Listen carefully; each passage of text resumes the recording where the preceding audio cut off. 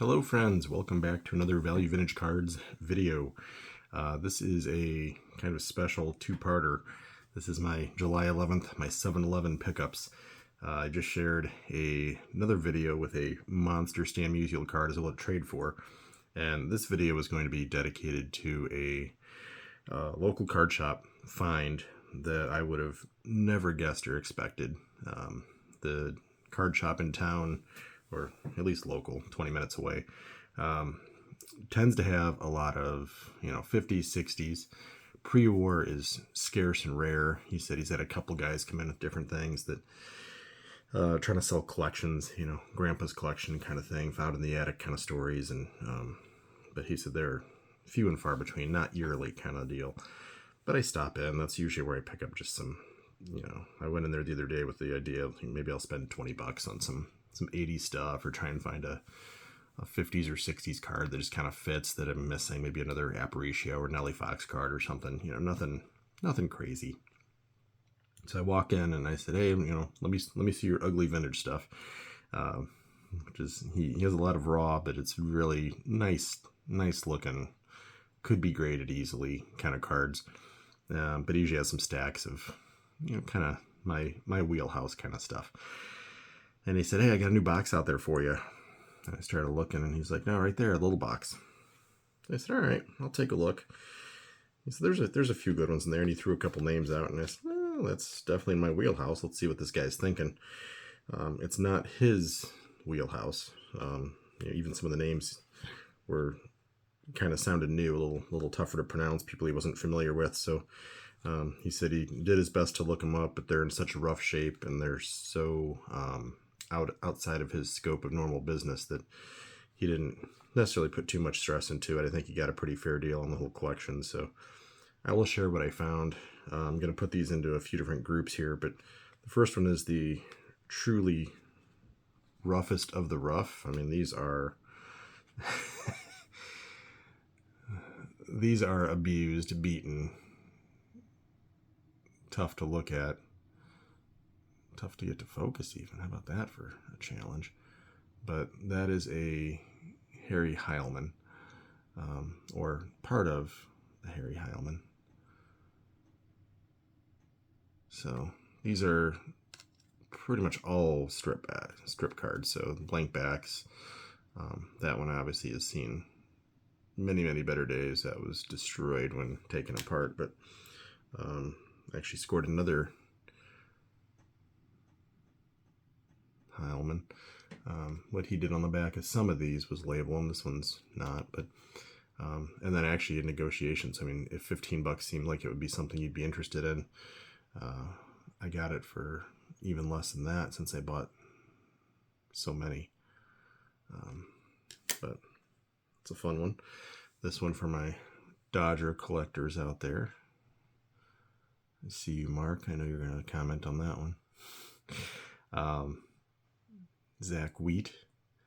That is actually my first Zach Wheat card for no real reason. He's got a few cards that are just amazing looking. This one would be if the whole card was there, but again, you pick it up in bulk and it's like $10. That's silly. I'm doing that. Next one. Crazy. They're all kind of like,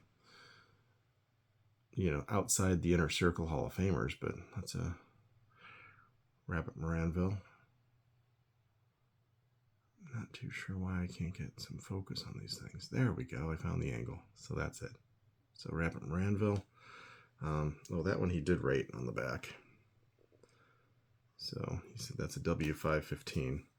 So it's not as though he didn't look him up. I think he just doesn't value him quite the same way. This guy's got a 1940 play ball that I wanted to get. He is regarded, I know we get a lot of Harold Baines and Jack Morris back talk, but High Pockets Kelly is probably regarded as the worst Hall of Famer. But Hall of Famer, so I'll do it. This one's brutal, but I did not have an Eddie Seacott card. So Black Sox scandal kind of situation there. Red Sox, White Sox pitcher. It's that era. So it is Black Sox era. Thing's brutal, but again, for 10 bucks, I'll take an Eddie Seacat card. The next few I actually went back. I messaged Joe. Went back and I said, hey, he had a couple other guys. I named some people. He's like, oh, I'm looking for a Kid Gleason. So I went back out of the group. He said that's the one he wanted. Other than being trimmed, I mean, again, for if you want a Kid Gleason card and you want to spend 20 bucks, it's going to be hard to find anything other than that. Picture, everything else is pretty solid. It's obviously brutally miscut, you know, but what the heck, 20 bucks, that's not a big deal. So when I went back, I actually realized I missed a Burley Grimes. I'll take that. And then his Kid Gleason, I kind of just overbought and said, guess what, whichever one you want, or whichever two, or whichever three. That one's pretty nice. And then the other one is from the 521 set. I love that. That was the most expensive Gleason card because it's a reverse image. So if you take a look at these, obviously, show those at the same time, but you know, you have the right way and then you have the reverse. So Sox is read backwards. These are not the complements. Usually you can find the exact opposite of this that's shown the right direction. I've got that with the Sisler cards and things, but that's super cool. I love the reverse imaging. That's not like an error. It's not some kind of Dale Murphy upper deck thing, but that's the kind of rough. And then my second run back for my Kid Gleasons and the Burley Grimes pickup. And then there was a slew of them that I thought were pretty decent. I've got that 54 Pirates brothers on the same card. I thought that was super rare, unique, and then I see this thing, and I'm like, what? I didn't know that existed. So I've known about that for less than 12 hours now. I think that's awesome. I have not researched it or anything, but how cool is that? Then this guy I would have passed right over if not for Midlife Greg educating us on Mr. Roger Peckinpah. Apparently a Yankee captain. So when I saw that, I'm like, hey, I actually know that guy's name now, and I don't think he's, you know, Hall of anything as far as I know. I've not even researched him other than I know Greg has mentioned him more than 4 times in videos, so I think it's super cool that I was able to pick up 2 of them for, again, you know, 3/4 of what it says there. So combined 25 bucks or something like that for those 2. That's pretty crazy. So a couple Peckinpahs in the collection. Final few here. Able to snag a Frank Baker. Again, it's brutal. They almost tore off to his face, but you're not picking up a Frank Baker for 15 bucks. It's home run Baker. A's, Yankees. Awesome. First card of this guy in my collection. Sam Rice. He didn't label these. Maybe he just didn't find the set. I believe I've got 1 or 2 from that set, but nice old school Sam Rice. 2 more before the kind of grail find of the of the day. Wade Hoyt, W515. So that's a cool one. It's actually my first Wade Hoyt card, and so I also picked up my second Wade Hoyt card. Pretty insane. So another one from that same series with the signature. So I gotta do some research on these still. I think I have some from that set, but these W's get intense. So I know, you know, Orlando and Dave and John Mangini and stuff will just spit out. You know, Rick will tell us exactly what it is just by sight, but I'm not quite there. I know I can research it. I know I probably have some from that set, but that's the big chunk of it. I did also pick up that. It is fun as you get to know the community. You know, you just think like, oh, Theo would be proud of that pickup. That's a $10 pickup. Clemente Collectors. And there's many, but when you name your channel Clemente Collector, you know you're in it to win it. So you figure that for $10, that's a win. And then there was the pickup that I can't even believe. When I looked this up, there's a bunch that I like about this last card. It is a PSA SGC Pop 12 in terms of what's graded. I'm holding a raw version, so there's at least lucky 13 in the world. I don't know if there's, you know, I don't think there's 50 by any means. So it is definitely scarce. And it actually makes my other card that I got that has, you know, Pop 18 graded. It makes that look mass produced. But that's the last one. I still can't believe that.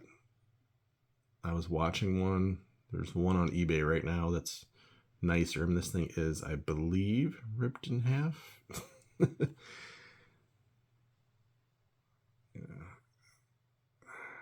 Let's see if I can get that to even come in right.